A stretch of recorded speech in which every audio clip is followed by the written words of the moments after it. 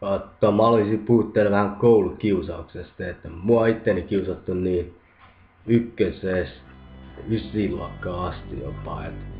Mä oikeesti pelkäsin sitä koulun mennyt. Mä pelkäsin sitä, että tulee kiusaa taas pusikosta ja piäksääkö mut taas. Ja mä pelotti sen millainen koulupäivä muut tulee. Jätetäänkö taas porukan ulkopuolella.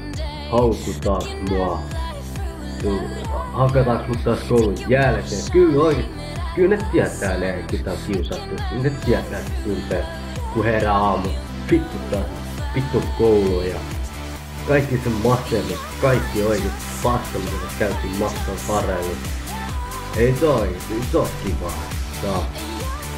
Harvoin mulla oli semmosia päiviä. Ja oikeesti ollaan rauhassa.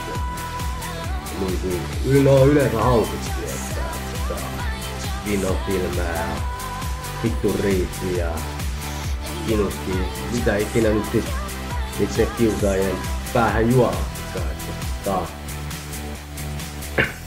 Se mikä on ihmiset aina sanoo, että puhutaan, että miksi pidätte asiat sisällä.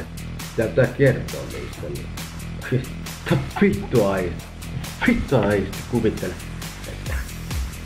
Totta kai mä kerron mun vanhemmille siitä ja ne kertoo siitä opettajille ja siinä mitään opettajat pisti kissan pöydälle ja siinä sitten kiusaajat sai pari tuntia jälkistoa. Ei siinä mitään sen jälkeen, mut sit asetti 20 vielä pahemmin. Et se ei se nyt ehkä ollutkaan ihan niin fikspettä, mut se sanoin, että mä haluan sanoa se, että kaikille nyt kiusatuille pysykää vahvana. Niin mäkin tein.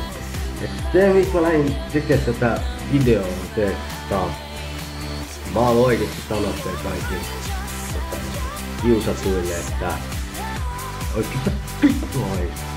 Vittu on lopettaa se vittu itsesäännöksi tämmönen. Tiedätkö mitä mä tein? 2 vittu vuotta. Mä söin, mä nukuin, mä treenasin. Vittu mitä muu. Mä oon sanonut, kun mä näin ne kiusaajat. Seuraavasti. Vittu mä hakkasin niin. Vittu niitten vanhemmat ei tunnistanut niitä. Vittu edes niitten omat tyttöistä ei halunnut nussiin niin. Mä muokkasin oikeesti niitten kasvot uudestaan. Vittu eksoottiset.